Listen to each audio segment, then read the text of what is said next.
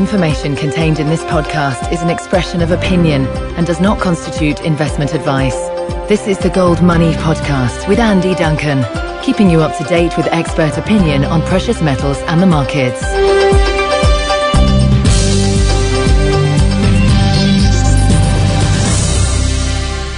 Welcome to today's GoldMoney podcast on January the 11th. I'm joined today by Professor Patrick Barron from the United States. He's an Austrian economist and he teaches courses in banking and economics at the University of Wisconsin-Madison and the University of Iowa. He also writes regular pieces on Mises.org. Hello, Patrick. Hello, Andy.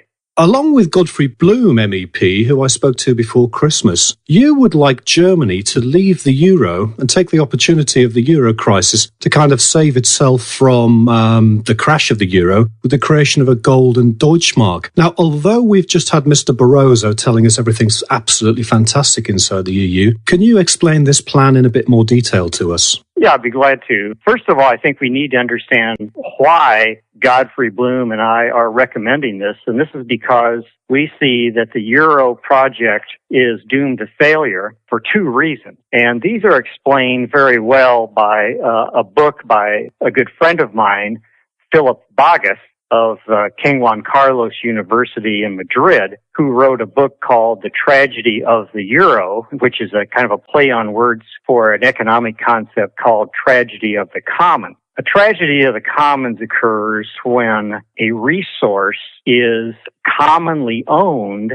If it is commonly owned and there are no restrictions on who can grab the resource, then that resource will be plundered to extinction. And this is how the euro has been misconstructed, which is another term, very good term that Dr. Bogus has coined for this case, in which we have 17 members of the European Monetary Union that, in effect, by many roundabout ways, are able to print their own euros and subsidize their own profligate spending at the expense of all other members of the European Monetary Union. The reason we want Germany to leave this terrible setup is that it is one of the few countries in the European Monetary Union that has close to a balanced budget and is not inflating the euro. In fact, it is accepting euros into its own country, of course, because it's part of the European Monetary Union, euros that are being printed, say, in Greece and Portugal and Italy, and people are buying German goods, so Germany is experiencing inflation in that regard, plus Germany is the country that its taxpayers are being taxed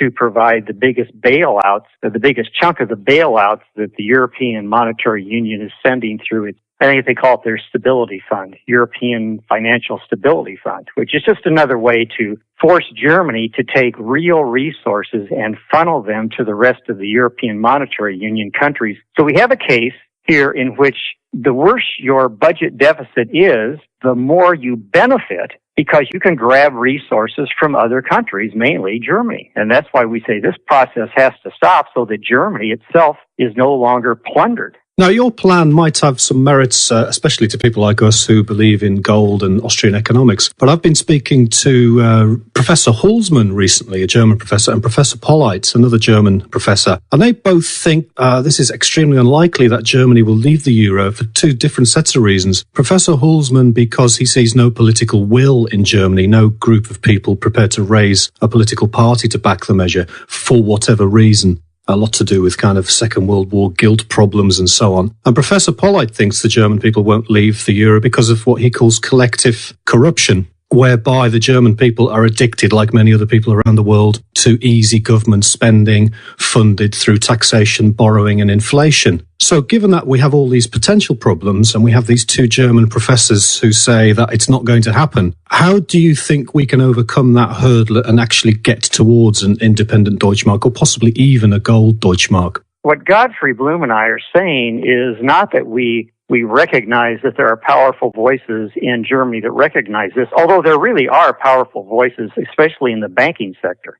Jens Wiedemann, I know, understands this. Jürgen Stark understands this. And Axel Weber. These are men who at one time were on the board and quit the European Central Bank in disgust because of the monetary printing. So these people understand what's happening. Now, I agree with Professor Hulsmann and Polleit And from what I read, yes, there really are no powerful political voices within Germany that are calling for this because there are sectors of German economy that are benefiting, very powerful sectors. But they're benefiting at the expense of all other Germans. Mainly it is the German export industry, the heavy industries, and the powerful political unions that are benefiting from having higher employment than they normally would have. But that comes at the expense of their fellow German citizens. Eventually, I believe this is going to be recognized, especially when prices in Germany start to rise and the sectors in Germany that are not affiliated directly with the export industries see their standard of living dropping.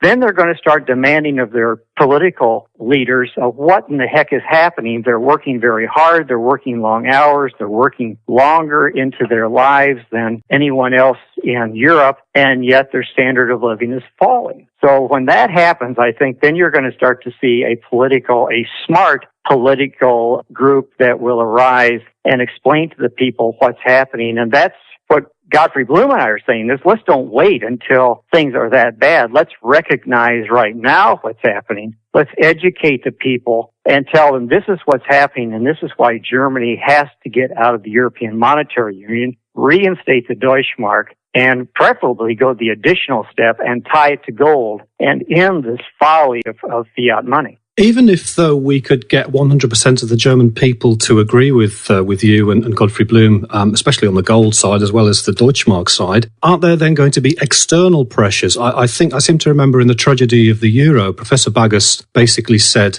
the price for German reunification from the French was that Germany gives up the Deutschmark and joins the French government with the euro. So there'd be massive pressure from France. Also, as well, I think, even if the Swiss did it, or the British did it, or the Germans did it, or the Russians, or the Chinese, and somebody moves to a gold currency, the whole of the rest of the world will ditch all their paper monies and move straight to gold, the German gold Deutschmark. And the biggest loser there would probably be the US government. Now, we've had the US government very, very recently, in the last few days, virtually order the British government to stay inside the EU. So would not the American government, as well as all the other EU countries, gang up on Germany and use some measures of political force or other kinds of force to stop them moving to a gold Deutschmark? Well, there's no doubt that there are many powerful forces in the world that benefit from fiat money, especially the political elite.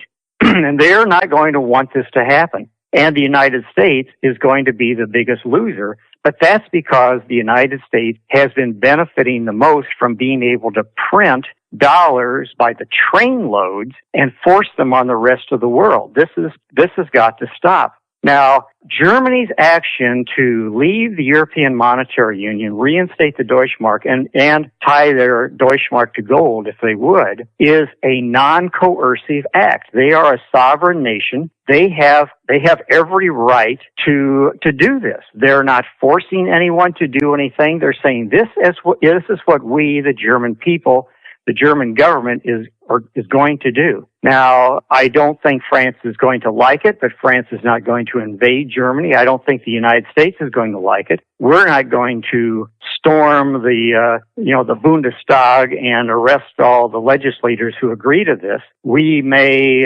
impose some kind of financial burden. We may cut off German exports. We may freeze German bank accounts. Who knows what we might do? But Germany, I want to point out to the listeners, this is a non-coercive act, and it is the right thing to do, and the Germans have every right to do this, and they should stand up to this political pressure. Now, the reason that Germany agreed to go on the euro when it reunified its country was there were powerful groups the political groups within Germany that wanted to do this. The German people themselves, and especially the German bankers, were shocked and aghast that they were forced to give up their beloved Deutschmark. The Deutschmark, of all the fiat currencies in the world, the Bundesbank was running probably the least inflationary regime of all the major currencies in the world.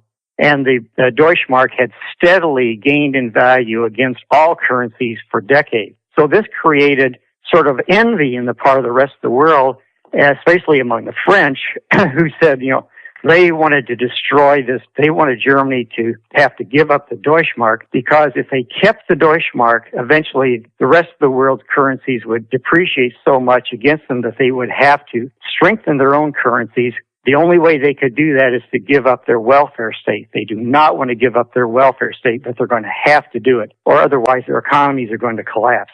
Andy, this whole thing gets into a big area of understanding how an entire economy works, and the monetary system, of course, is crucial to this.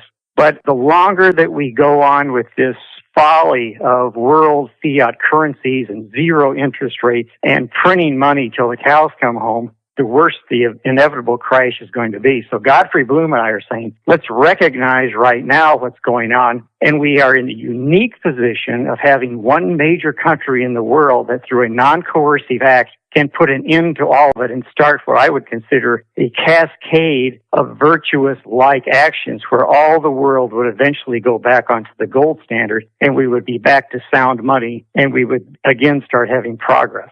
Okay, you're beating me into submission here, and I think you're right. If Germany went to gold, then everyone would be forced to go to gold immediately, because I would want to be paid in gold Deutschmarks. However, I'm just going to be devil's advocate one last time and say Germany may own a large amount of gold on paper, and even if everybody in Germany wants a gold Deutschmark, and even if everybody else in the world is going to let them politically have a gold Deutschmark, do they actually have any physical gold that they can base that new currency on? Well, Germany has to find out. Godfrey Bloom and I wrote an article saying, recommending that Germany, as quickly as possible, repatriate its gold that is held in foreign banks. Now, of course, at one time, Germany had most of its gold bullion held outside of its borders because it was on the border with the Warsaw Pact, and did not want to, in case of war, have its gold bullion stolen from it. So a lot of it is in the United States. A lot of it's in the Bank of England. Is it there? There are rumors flying everywhere. We have to find out. We just have to find out. If it's not there, then we have to know and we have to move on. We'll have to address that. Frankly, if it's not there, then there should be serious prosecutions of, I don't care who it is and where they are, whether in the United States or whether they're in the UK or in France. If someone has stolen the property of another nation, then they have to pay for that. Before Germany can go back on a golden Deutschmark, first of all, I think it should go back on the Deutschmark as a fiat currency, and it should repatriate its gold, find out if the gold is really there, repatriate it so that the people who hold Deutschmarks know that they can redeem their Deutschmarks in physical gold if they so desire. Find out if it's there, get it back into Germany, and then go back on a gold standard. Although Mr. Barroso's told us everything is fantastic in the EU at the moment, if Germany does stay in the euro, what do you think's going to happen to it? Well, what's happening to it right now is it's having its capital depleted because, frankly, let's just use Greece for an example. I'm not picking on the Greeks, but they're in the headlines every day. Greeks are printing money and buying German products. Well, what a nice thing for the Greeks. This is just going to cause inflation in Germany, and that's going to cause a collapse of their industries. It's a decumulation of capital in Germany. So if it just keeps going on, the first indication the Germans are going to get is if they're going to see prices rise, and they're going to see that their wages are not keeping up with rising prices. They're going to see a deterioration in their standard of living. And how fast this progresses or how slowly it is hard to say, but this will happen because these are the inevitable forces that have been unleashed by this misconstruction of the euro, where 17 countries can print as many euros as they desire. Well, I'm a follower of Detlef Schlichter and his paper money collapse. So if they don't go to the golden Deutschmark, then I think there will be a paper money collapse, and they could have another Weimar inflation or a 1940s hyperinflation again. But getting away from Germany and getting more towards your kind of home turf, we've just been through the fiscal cliff. Now, you're there in Iowa. Was that all a fabricated exercise to increase a payroll tax for everybody, or was there something really going on? And even if it was a genuine thing, is it going to make any difference to the American situation? Well, I think most people in this country, we see this happening all the time. It's almost like a dance that the two parties play. We knew all along I think everyone knew all along that there was going to be some sort of compromise at the end, because if you're going to raise taxes dramatically when you're in a recession is just the height of folly. And so I don't think anyone really expected that they were going to allow all this to happen. Here in the U.S., the government is probably, we've had irresponsible government in this country for at least a decade or longer. They're spending $1 trillion more a year than they're taking in, and they're just printing money to cover that up, and they think they can do that forever. At some point, the government has to cut spending.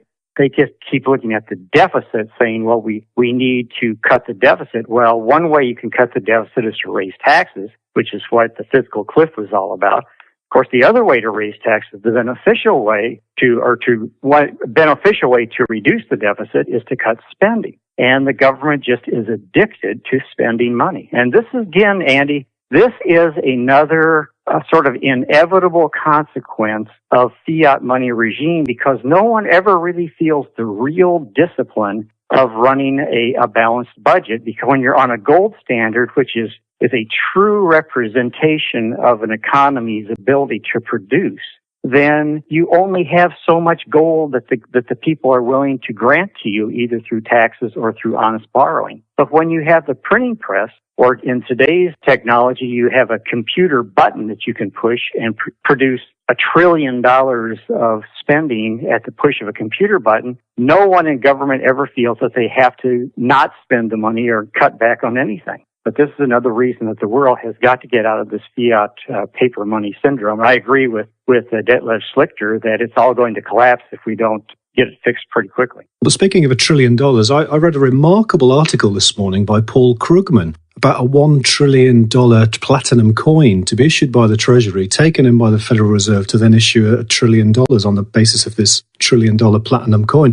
And Mr. Krugman seemed to be all for it. The Fed recently released some minutes sort of suggesting they were going to stop or slow down currency debasement, and that had a big hit on the gold price, which enabled all of us gold bugs to buy some more gold at knockdown prices. Now, in Eric Sprott's phrase of sucking and blowing at the same time, which is what the Federal Reserve is doing, do you think the Federal Reserve is going to have to buy up $1 trillion worth of US government bonds this year? And if it's not going to be them with binary digits printed out of a computer, who is going to buy all of these American government bonds? Oh, they're going to print the money. They're just going to print it. This whole thing about, Krugman, well, first of all, if Paul Krugman thinks it's a good idea, that should make it very suspect right away. How he ever won the Nobel Prize, I have no idea. Every time, I haven't read an article of his in the New York Times that is anything but ridiculous. And politically charged, too. I mean, he's not really writing as an honest economist. He's writing more as a political hack. This is just a ridiculous idea, and another way that thinks that somehow the government can just keep printing money till the cows come home. But they will print $1 trillion worth of currency because there really is no demand. The bond market there's no demand in the bond market for this.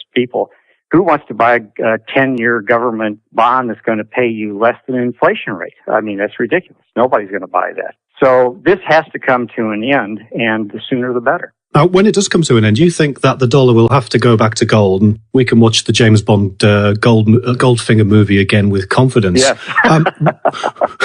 What do you think the tipping point is going? I don't want to nail down to time frames because Austrian economics is human based and doesn't go on time frames like a machine. But what will be the tipping psychological point be?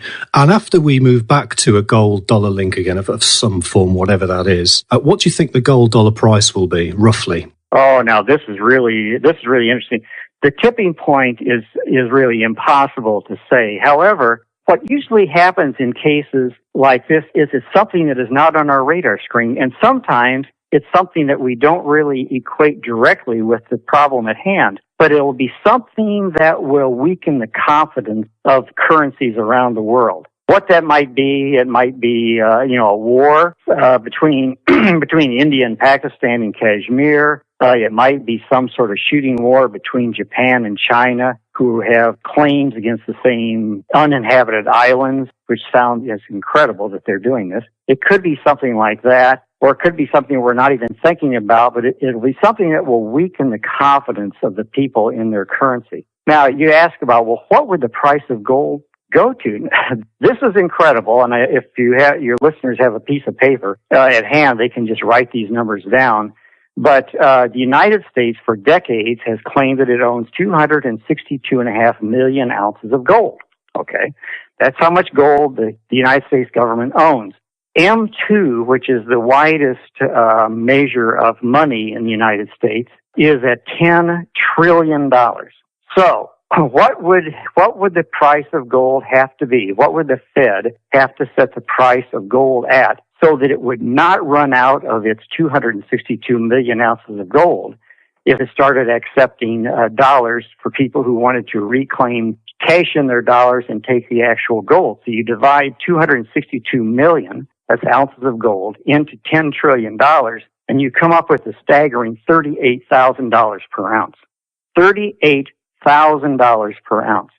This is just an indication of the profligacy, of the irresponsibility of our Fed and our government in just printing money. This is real. And I think that this is what the price of gold in dollar terms would have to go to. Otherwise, let's just say that it didn't put it at $38,000 an ounce. Let's say it said, we're going to put it at $2,000 an ounce. Well, you and I and everybody else would rush to our nearest Federal Reserve Bank, hand them all the money we could get and take those ounces, and they would quickly run out of ounces of gold and the dollar would collapse. It would be absolutely worthless. And if Mr. Bond goes into Fort Knox and discovers there's actually only half the amount of gold, then we're talking $76,000 an ounce. Oh my God. Who knows what it will be? I mean,